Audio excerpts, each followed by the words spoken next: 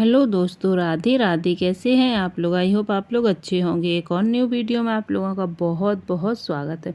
तो आज ना मैं बिगनर्स के लिए एक बहुत ही बढ़िया वीडियो लेकर के आई। जो हमारी हाउसवाइफ हैं या बहनें हैं या फिर लड़कियां हैं, सिलाई सीख रही हैं और उनको कटिंग और सिलाई करने में दिक्कत होती है, वो स्पीड अच्छे से नहीं कर पाती हैं। मतलब जैसे स्पीड से सिलाई की जाती है जल्दी जल्दी वो नहीं कर पाती हैं, तो उनके लिए बहुत ही आसान सी कुछ ट्रिक्स मैं लेकर के आई हूँ, जो आपकी सिलाई करने में बहुत ही ज़्यादा आप लोगों को फ़ायदेमंद होने वाली हैं।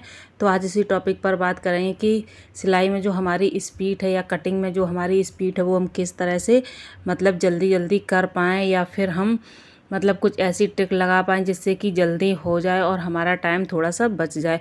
तो आज इसी टॉपिक पर वीडियो बनने वाला है, तो आप लोग बने रहिए हमारे साथ और फुल वीडियो को वॉच करिएगा। तो सबसे पहले बात करते हैं कि मुझे यहाँ पर जो मैंने कल ब्लाउज़ की कटिंग की थी उसी की आज मैं स्टिचिंग कर रही हूँ। अभी दोपहर के बज रहे हैं 11, दोपहर क्या सुबह के ही 11 बज रहे हैं। तो मैं यहाँ पर करूँगी सिलाई और आप लोगों से करूँगी ढेर सारी बातें। बच्चे सभी स्कूल गए हुए हैं, मैं घर पे अकेली हूँ, तो मैंने सोचा तब तक मेरे पास टाइम है, तब तक मैं सिलाई अपनी कंप्लीट कर लेती हूँ और उसके बाद बच्चे आ जाएंगे तो फिर बाद में उनके साथ टाइम स्पेंड करना पड़ेगा, उनको टाइम देना पड़ेगा। तो अभी मैं अकेले हूँ और उसके बाद मेरी बेटी आ जाएगी तो थोड़ी देर उसके साथ बैठूँगी, बातें बूतें करूँगी, फिर उसको पढ़ाऊँगी, क्योंकि बच्चों के अभी चल रहे हैं पेपर, तो उनको भी टाइम देना बहुत ज़्यादा ज़रूरी होता है। इस टाइम सभी बच्चों के पेपर चल रहे हैं फर्स्ट टर्म के। तो चलिए आगे बात करते कि जो हमारे बिगनर्स हैं वो कटिंग में और सिलाई में स्पीड कैसे अपनी बढ़ा पाएँ। ठीक है, तो देखिए जब भी आप कटिंग करती हैं तो कुछ बातों का आपको अच्छे से ध्यान रखना है।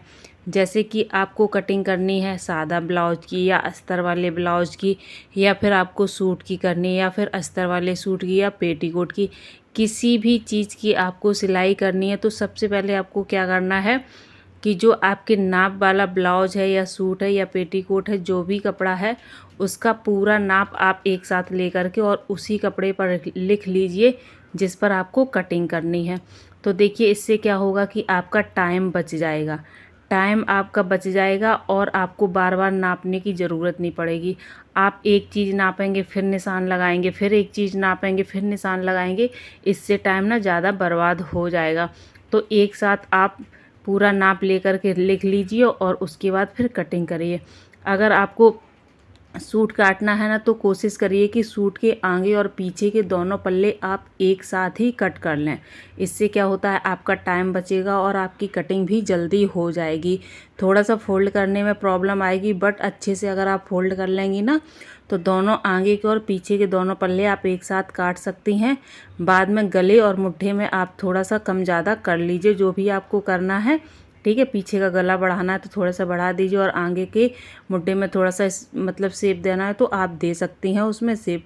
तो इस तरह से अगर आप काम करेंगी ना तो आपका कम टाइम में बहुत ज़्यादा काम हो जाएगा और आपकी स्पीड भी तेज़ हो जाएगी और टाइम भी आपको कम लगेगा। इसी तरह से अगर ब्लाउज भी आप कट कर रही हैं ना तो ब्लाउज के भी दोनों पल्ले आप एक साथ ही कट कर लीजिए।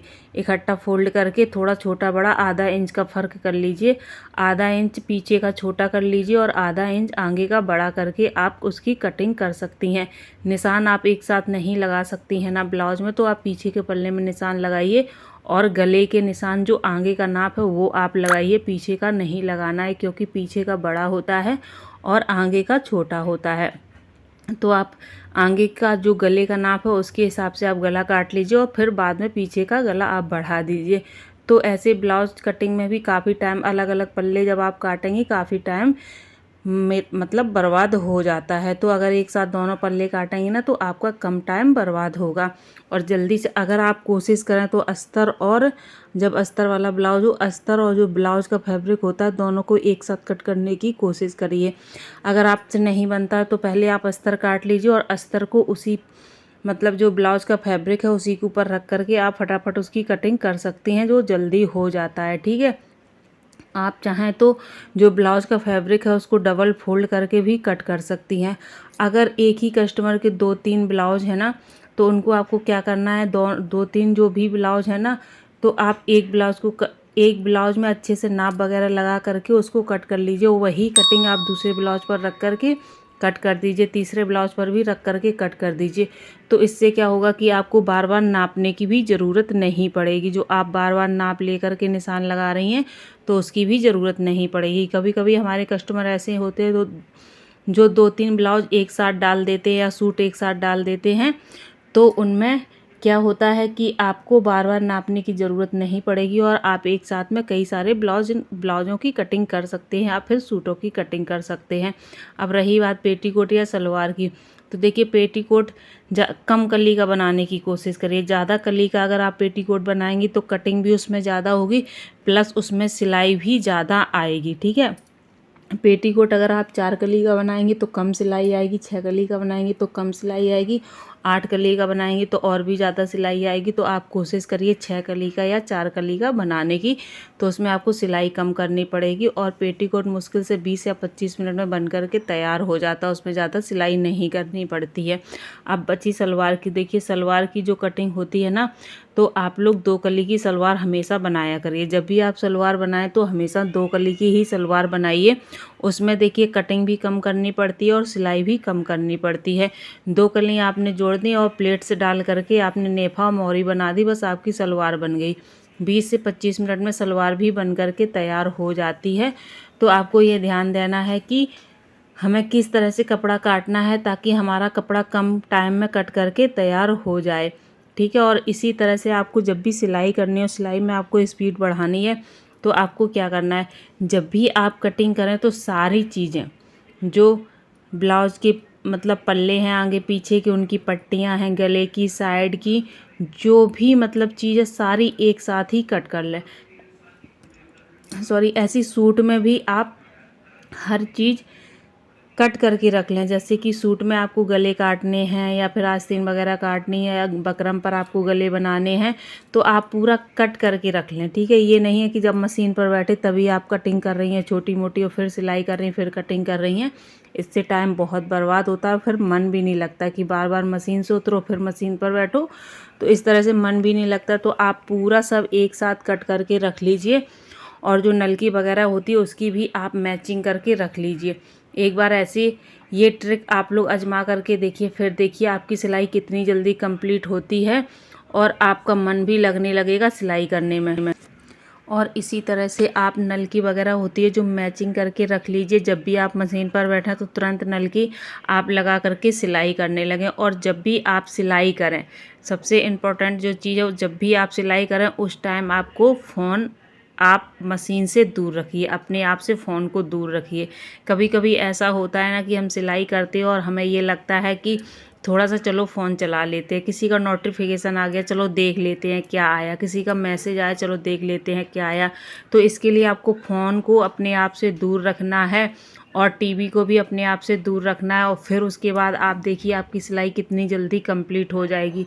इसी तरह से ये छोटी छोटी बातें अगर आप याद रखेंगी, ध्यान रखेंगी, तो आपकी स्पीड भी तेज़ होगी और कटिंग भी बहुत अच्छे से और आसानी से और कम समय में आप करके तैयार कर लेंगी। ठीक है, देखिए सिलाई का क्या होता है कि अगर 1 घंटे भी आप फ्री होकर के मशीन पर बैठ गई तो 1 घंटे में आप एक अस्तर वाला ब्लाउज या 1-2 सादे ब्लाउज या फिर एक सूट बना करके कंप्लीट कर सकती है। 1 घंटा बहुत होता है।